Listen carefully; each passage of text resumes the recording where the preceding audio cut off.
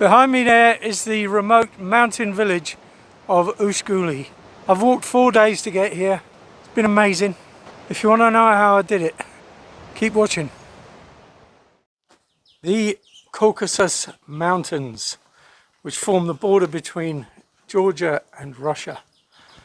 They're a serious set of mountains, these are. And this is Mestia.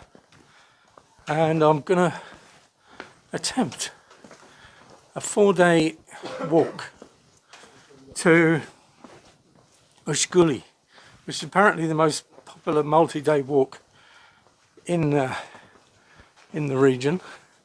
I've been staying here, so what I want to do is leave my big bag. I've transferred all the essentials into my little bag at this hotel.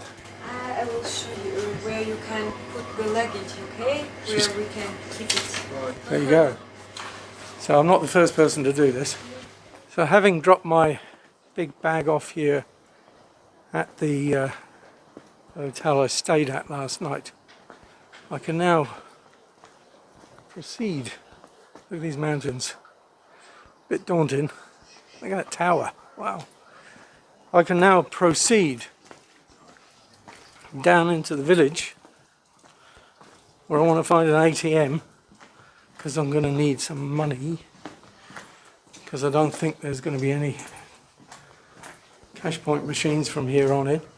It's quite daunting, this, when I look around. Actually, these mountains are massive. Oh God, look at it. And there's some other trekkers coming down here. They're half my age and they look fit, and I'm not.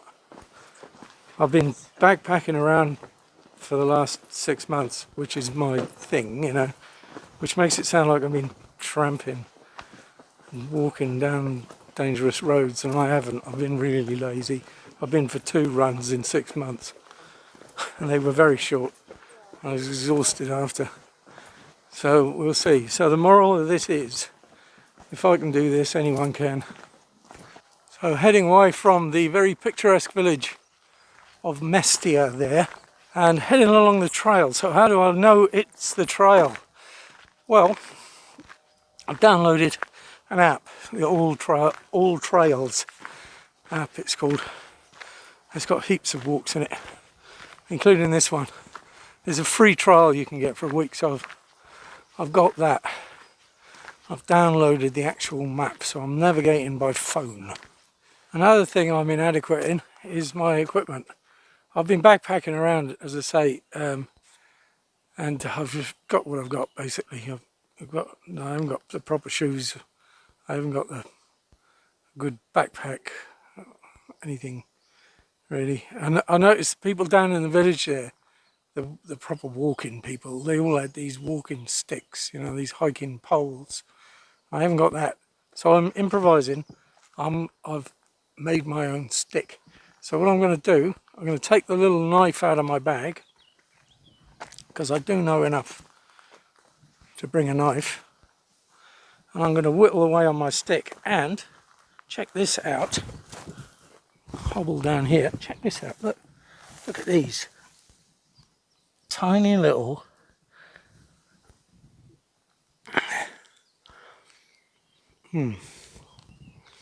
loads of them. Wild mountain strawberries. Yes, that's a thing. So I'm going to nosh on a few of these, whittle away on my stick for a while. Alright, so there you go. Chop that bit off. Yeah, that's pretty good. Made the handle all nice and smooth. Look at that. Quite pleased with that for the time being. Might work on it a bit more. That'll be like, instead of watching Netflix, I'll whittle wood for the next few days. I've been walking mainly uphill for a couple of hours now, and according to the All Trails app, this is about the highest point of the walk today. I'm heading for, let me see if I can get this right, Adashi, And when I get to that village, I'm going to stop. According to this sign here, this weird sign in the middle of nowhere, I've still got 10.6 k's to go to get to there. So let's get moving. Well, that sign was definitely not the top of the hill because I've been walking uphill for another quarter of an hour. But never mind. Here is another sign. Can you believe this? I can't believe I haven't seen anybody since I left Mestia village. Good couple of hours ago. I've been on my own ever since. But this sign says Cafe Galdi, 400 meters. I can't believe it. I hope it's true. Now, could this be the world's most picturesque cafe? It could be. Why are you laughing? This young lady's laughing at me. And most people, they're walking which way? This way or this way? This way. Okay, everybody goes from Mestia to Jabeshi. And down here, we can see, just about, we can't see it from here, but is that Jabeshi? Yes. We can see there? Yes. Okay. How far is it to walk? 10 kilometers. 10 kilometers more? Yeah. Oh no. I better get on with it. Okay. Thank you. You're welcome. Thank you for the drink. So having come from the Mestia Valley that way, probably not the proper name for it, up over the hill via the little cafe, looks like what we're going to do now is go down into this valley, which has got lots of villages in it by the looks of things. So that was a good detour. I just went down. You can see that farmhouse there. I just went down to that, which I shouldn't have. I went off the trail. Well, I went on a different trail. I'm sorry, all trails. I should have followed the map. I should have checked the map more often. Anyway, back on the proper trail.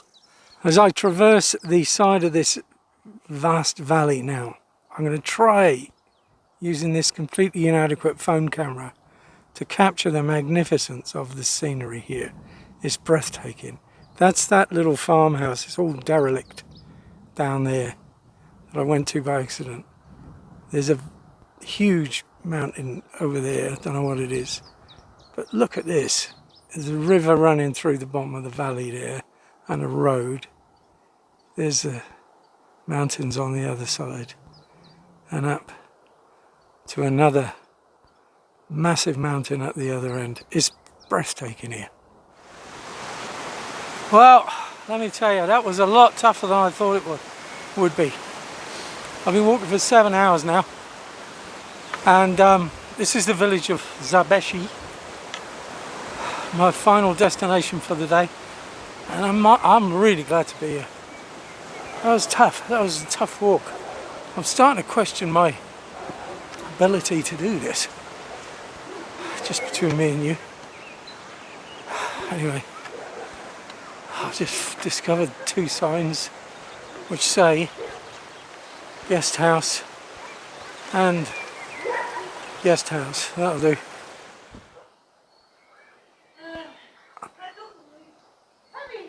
Come in. Okay.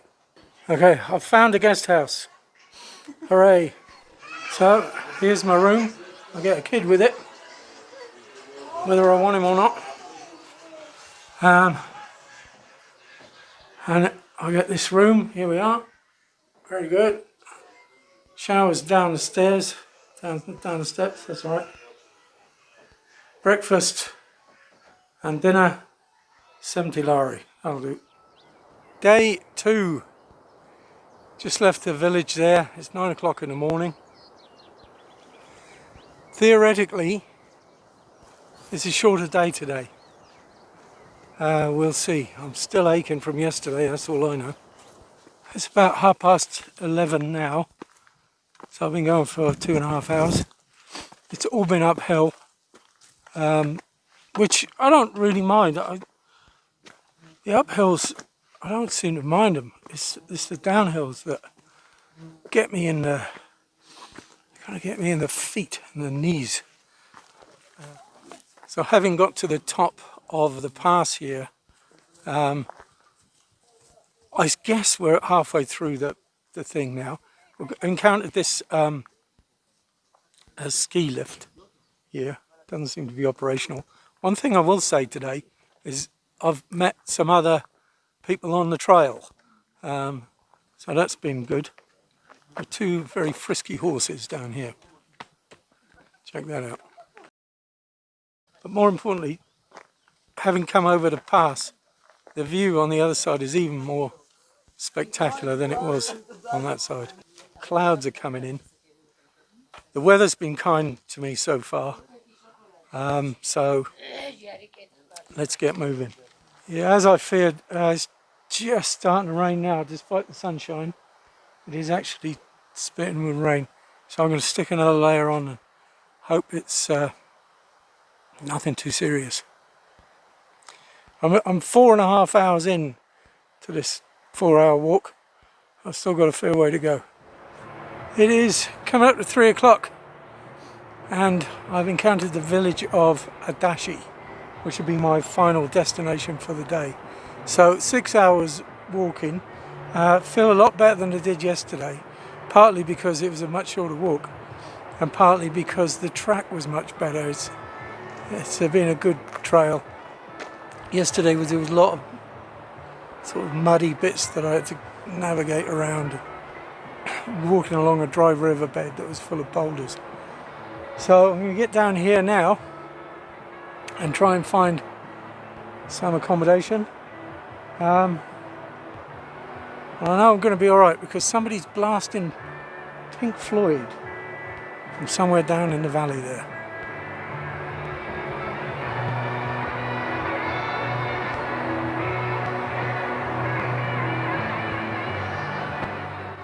Here we are in the village. I've been accosted by this lady who's going to take me to her guest house. What's the name of the guest house? Mwami. Mwami. We're off to the Mwami guest house. And down the very narrow streets. Oh, and here we are. We have arrived at the guest house. So I met some of the characters in the village here, including this white goat which seems to want to eat my clothes. There's an even bigger one up there. Look at that size of that goat there. Go away. Get off. Oh my God, what a massive goat. Anyway, here's the village. I've had a bit of a wander around. This is about the halfway point of the trek, I suppose. And wow, what a remote place. I don't think I've ever been anywhere remote. I can't believe they get cars here. There's like a road that goes up there somewhere. And I saw somebody driving up it earlier. It's like, wow, fair play to you. And more of these towers. There's one up there. Loads more down there. I'm getting really nervous now. Look at this. I've just had dinner and that was very good. Got as many calories into me as I could.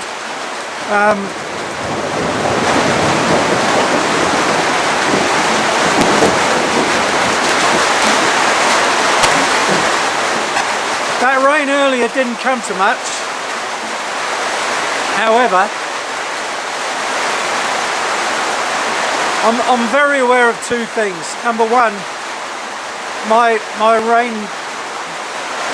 equipment is totally inadequate.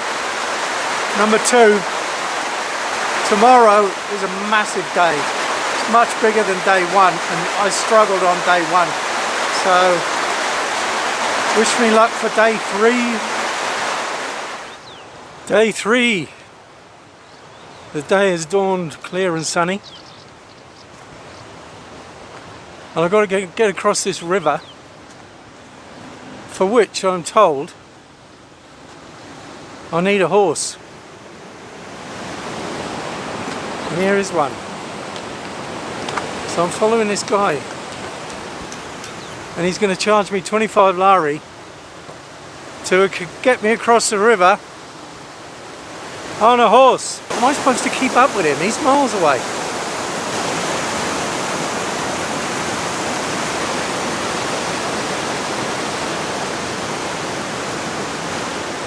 Don't do this walk if you don't like animals.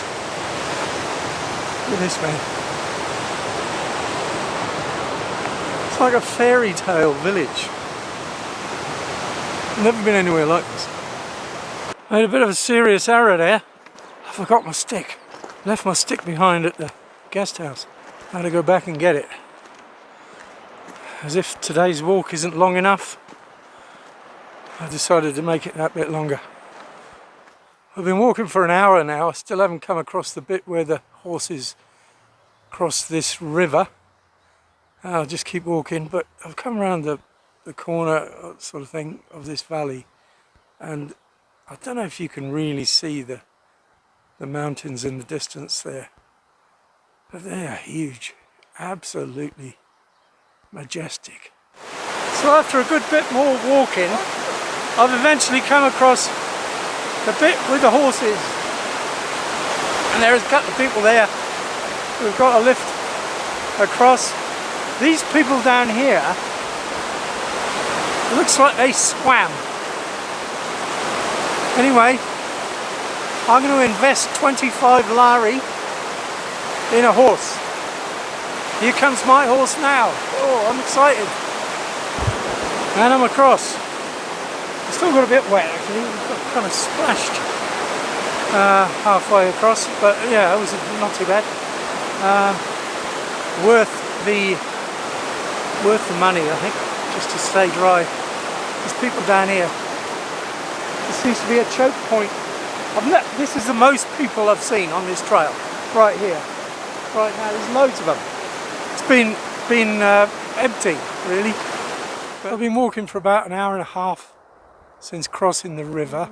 Got a really good view from here. Down there in the far distance, that's the village where I stayed last night. Here's the river valley here. Down there, you'll never see it on this camera, but there, somewhere, there's the horses. They're still there. I can just about see them. And up there is the glacier that feeds the river, because you want to keep the river nice and cool for the people who can't afford a horse. Anyway, I'm going to carry on up here. I think I've got about another hour of walking until I reach the pass. This is the highest point on the walk.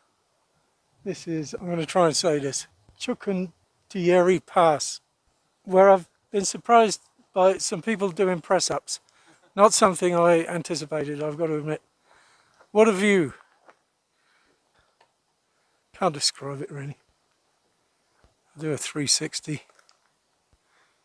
It's taken me about 4 hours to get here, given that I'm about the slowest, well, I'm the slowest person on the trail. Most people would do it a lot quicker. According to the All Trails app, there's a massive downhill from here now. So I'm not really looking forward to that. That's not my speciality. One thing I have discovered is that doing your shoelaces up really tight helps with the downhill. Your toes don't bang into the end of your shoes quite as much. Anyway, let's give it a go. Now, I don't know what other people on the trail have been doing, but I've been filling my drink bottle up as I've been going from little streams like this.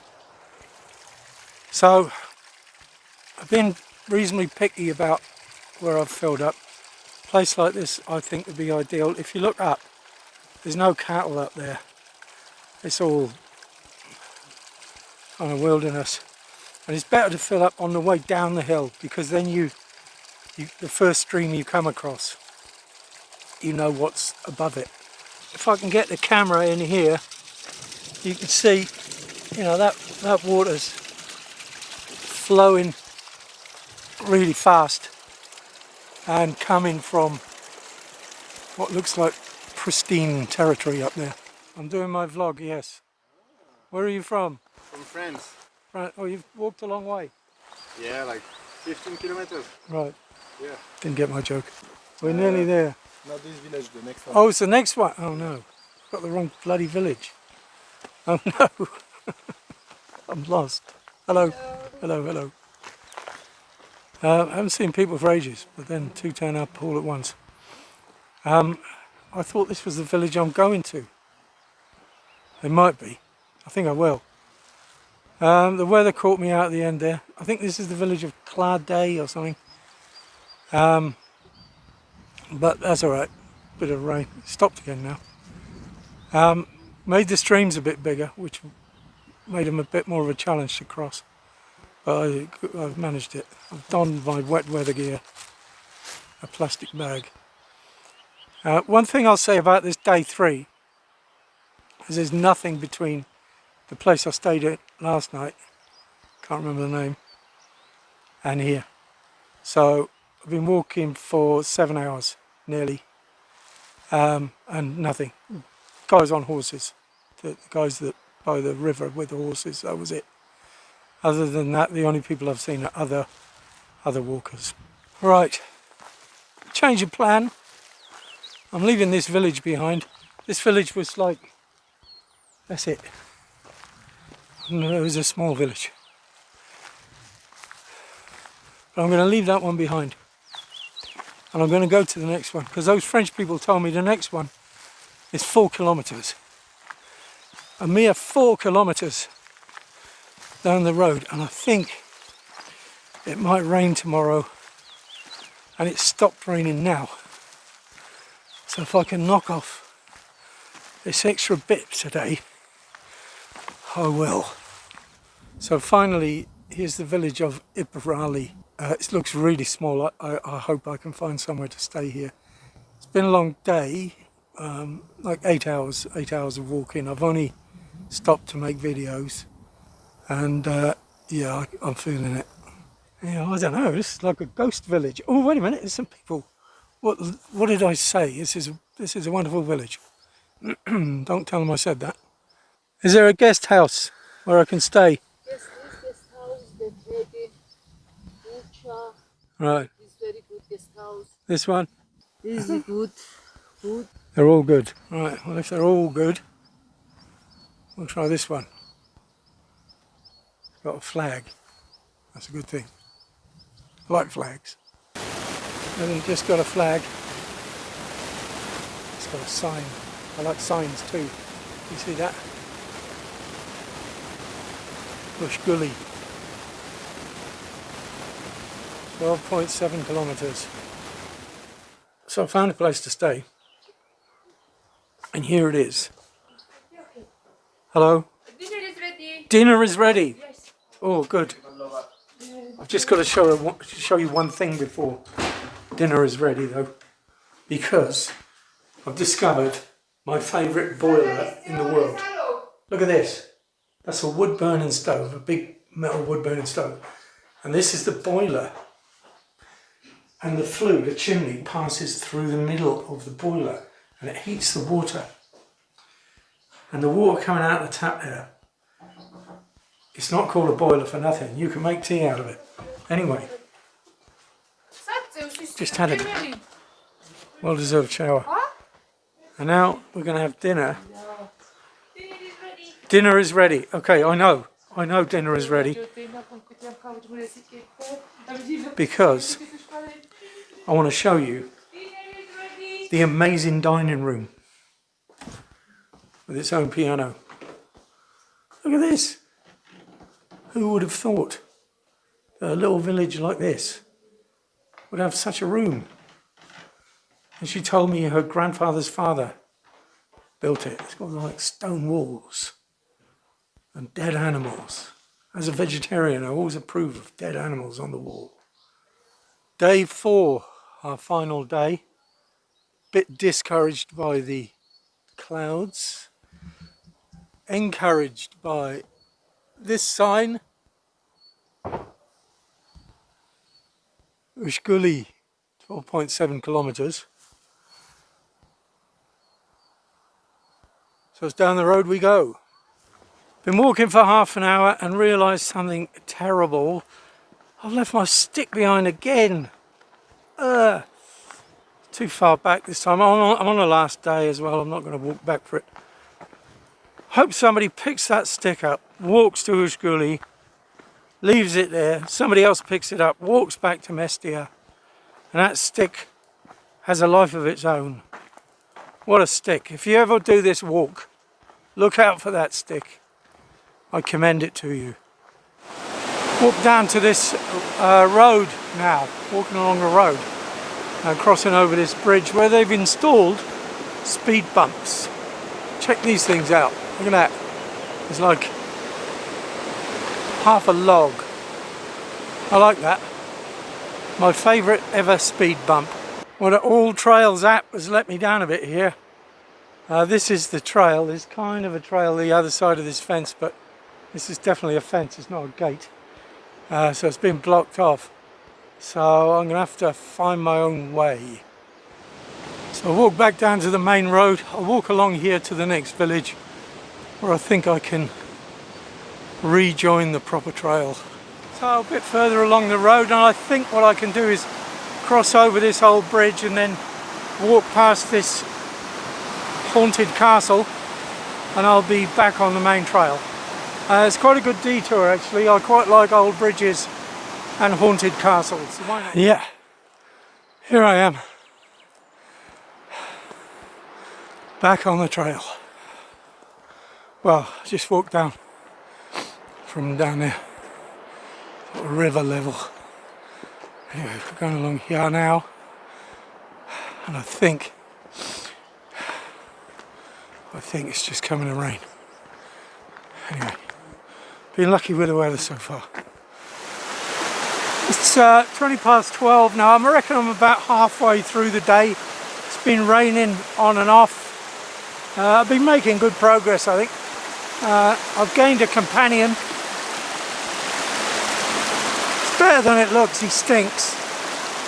And I've come across this river. Now this is not the first stream that I've come across. And I thought I might do a bit of Bear Grylls and demonstrate how to get across streams. This is the way the pros do it. Having a stick really helps. And I think I'm not the first person to cross this river, because here's a really massive stick. So here goes.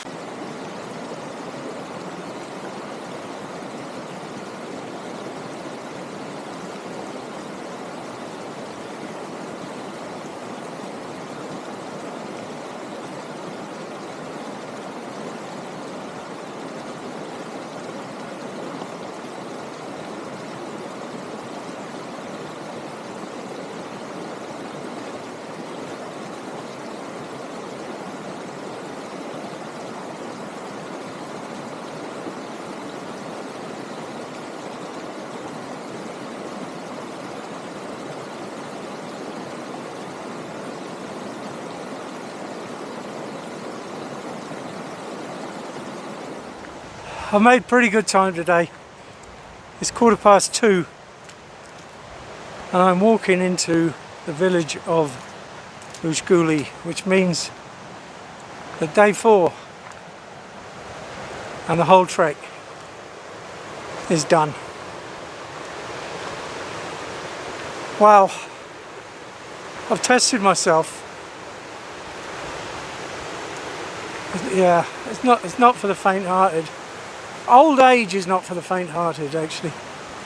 But anyway, I did it, and I'm quietly proud of myself. It's been extremely rewarding. I mean, okay, let's go through it one by one. The cost has been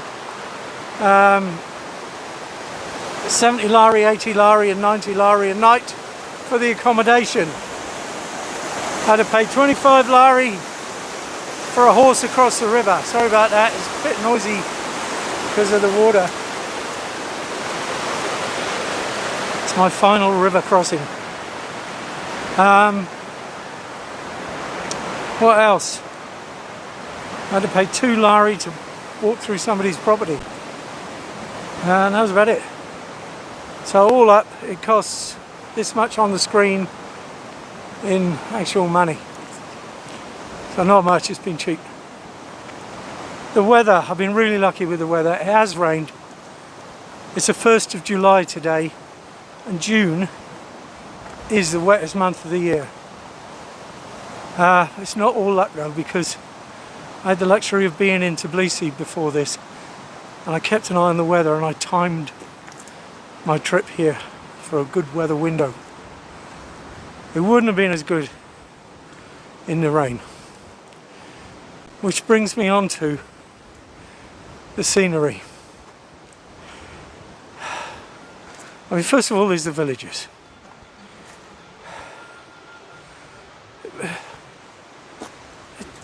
They're so picturesque, it's weird. Then there's the mountain scenery itself. Look, it's bad to compare places, and I'm not saying I'm a big expert or anything, but this ain't my first rodeo. I've walked in the Pyrenees, in the Alps, all around New Zealand. I spent days walking in the mountains, in Atlas Mountains in Morocco, and I've been in other places. This is easily comparable with anywhere I've ever been. It's been take your breath away scenery. Look at this.